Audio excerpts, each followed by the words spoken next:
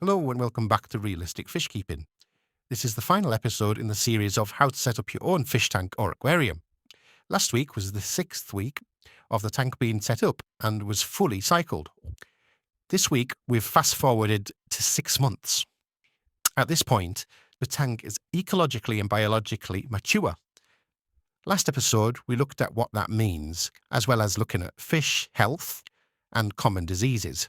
We discussed how many fish you could fit in your fish tank and dispelled the myth that a fish will only grow to the size of its aquarium. This week we discussed general ongoing maintenance such as water changes, cleaning filter sponges, and how certain fish species can help reduce maintenance for you. We will also be looking at fish breeding, as this sometimes happens without you expecting it. But first let's take a look at the difference 20 weeks makes to a fish tank at this stage. This was the tank at 6 weeks, and this is a tank at 6 months. You may notice that there are more fish in the tank now. That's not through me buying more fish, but actually the fish reproducing. The guppies have bred, and the young are now nearly as big as the parents. The snow white bristlenose plecos had babies, and so did the Corridorus catfish. The only ones that haven't bred are the Amano shrimps, and that's because they require an element of salt water in the breeding process. So yes, it's a rather odd species to breed, but more on that later. You'll also notice that the algae is slowing down. I chose not to add any liquid algaecide or chemicals, but these are an option if you choose to speed up the process. I've also moved the hardscape around a little and added some more dragonstone. The plants have grown, and I've added a few more bunches of Java fern and removed some of the plants that weren't doing so well. I recommend you sticking with plants that you know are doing well in your aquarium. This is what I've done. Some of the Java fern have even started to produce runners, which are now new baby plants that can be cut off and planted to create their own plant. The tank has gone a little brown, which is likely the tannins from the wood, but it can also be an indication that the filter is not working efficiently enough to remove all of the waste from the water. It may require cleaning, and we will do that today, alongside a small water change. Weekly 20% water changes should now become part of your general ongoing maintenance. Clean the sponges in your filter as often as required. I do mine once a month. To do this, I put a small amount of the fish tank water into a bucket. First, switching off the filter and taking it out. The sponges should then be squeezed into a bucket. The reason to squeeze them into old water is because this is where the majority of your beneficial bacteria live, in the sponges. If you were to clean them in tap water, the chlorine from the tap water will kill that bacteria, when your tank's ecosystem will lose the ability to convert the fish waste into something less toxic through the nitrogen cycle, which I explained in episode 1. So clean them in the tank water, then get rid of the water. Top tip, if you have a flower bed in your garden, put the water in there. It'll act as a plant fertilizer and feed your plants as well. As for the water change, I use a siphon with a squeeze bulb on the end to start the water movement. I use this white barrel for the old water because it's 25 litres or 5.5 gallons. So I know how much is going out, so I know how much to put back in. I cover the end of the siphon with my finger just to stop any fish being sucked up into the siphon. Once the barrel is full, I then discard the old water and fill the barrel back up with fresh water. I use Seachem Prime to instantly dechlorinate the water, and as long as the water is a similar temperature to the tank water, I add it back in. This process will remove some of your beneficial bacteria, but is essential for ongoing maintenance. For this reason, you may like to add some bottled bacteria each time you do this to cover your back. However, you'll likely find that this is not necessary and that the beneficial bacteria will recolonize very quickly. Over the next couple of days, you might find that the water does go slightly cloudy, as mine did. You'll see that in a moment. So adding the water back into the tank can stir up the muck from the bottom. A little bit is okay, but too much can cause problems. So rather than slashing it in with the barrel, I pour the water into a clean bucket and then use a small jug to pour the water in slowly. It takes a little bit longer, but in my opinion, it's worth it. So now the water's back in the tank, turn the filter back on, and this may start churning up some dirt and debris, and it actually might look worse than when you first started, but trust me, this is normal and will settle down within a few hours. As I mentioned earlier, the day after your tank may go slightly cloudy. This is also normal and is a sign that your tank is actually regrowing the bacteria. The cloudiness will disappear in a couple of days, so what other ongoing maintenance might you need to do from here? And what kind of fish can actually help you out doing certain jobs? We've covered algae in great detail over the last few episodes, and there are certain fish, snails and shrimp that is able to tackle different types of algae. Bristlenose plecos are a must, in my opinion, if the tank is big enough. They eat the type of algae that clings to the glass and other decorations, so you don't really need to get your hands inside the tank to clean it and scrape it off. Shrimps also eat algae. They also reach into tiny nooks and crevices for food that would otherwise go bad. Corridorus have mouths designed for digging, which turns the gravel or sand to dislodge rubbish and waste, so it's more likely to be caught by the filter. Snails can eat plants, but often seek out dead and dying leaves, which stops them rotting and spoiling the water. Most fish that swim in the middle are your centipede fish. They eat fallen food. The others on the bottom, they have a cleanup crew.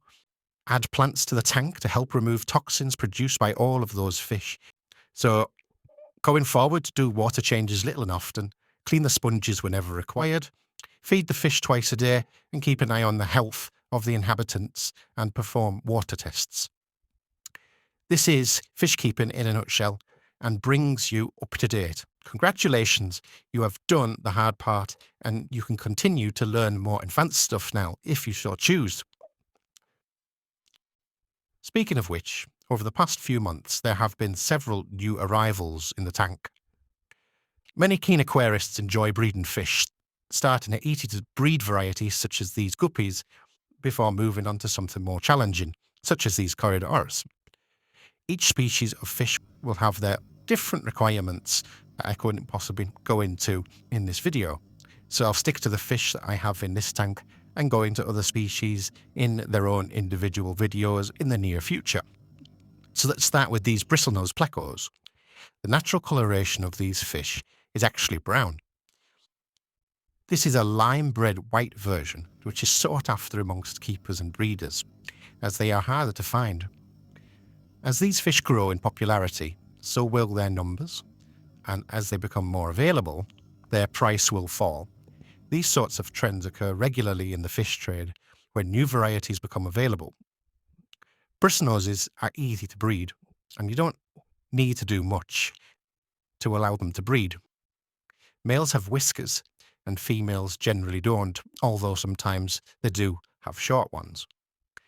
Males will claim a territory, usually a cave or koan, like this. Females will lay their eggs in the end, and males will fertilize and guard them.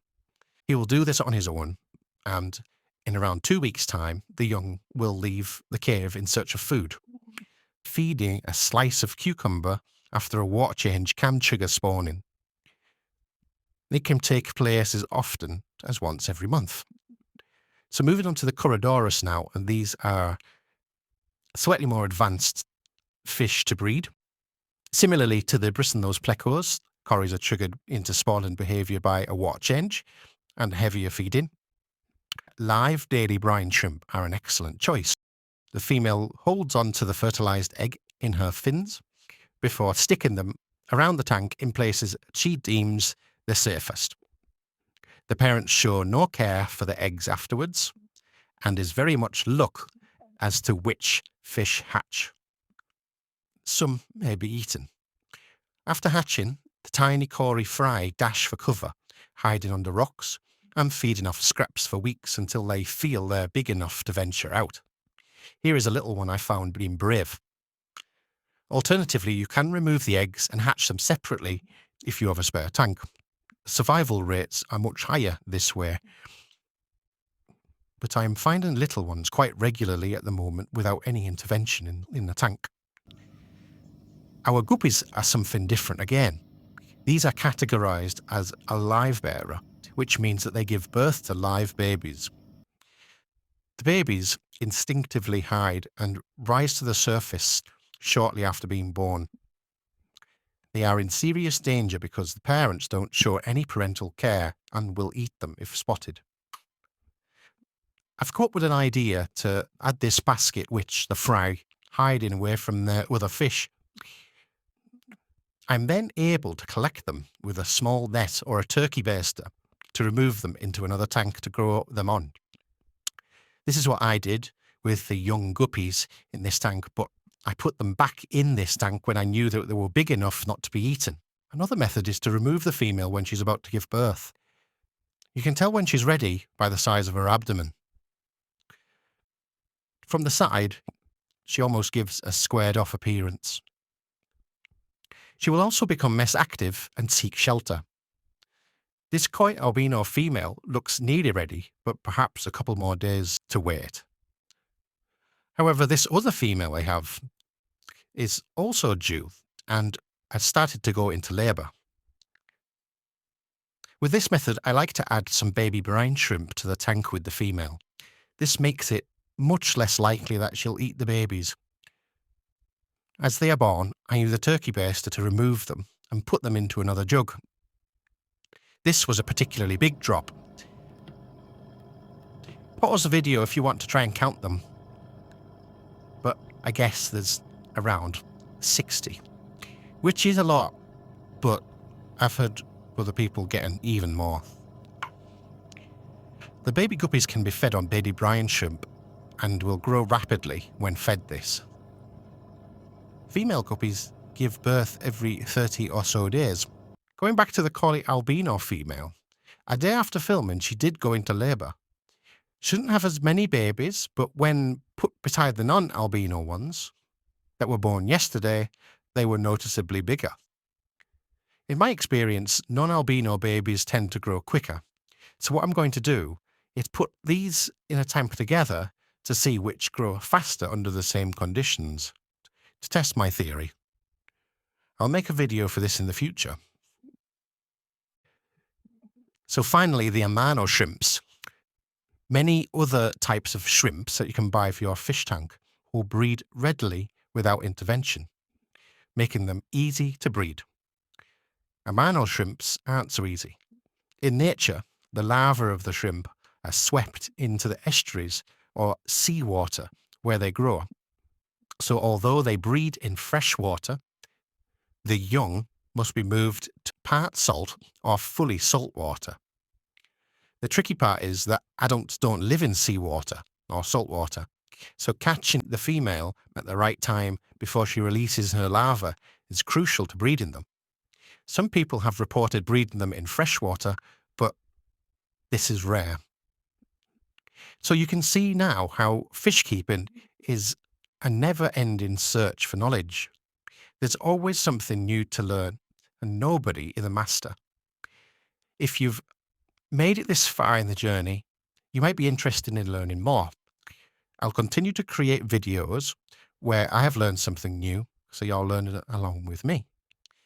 So thank you for watching the series. I really hope it's helped you on your journey and inspired you to keep fish. Until next time, happy fish keeping.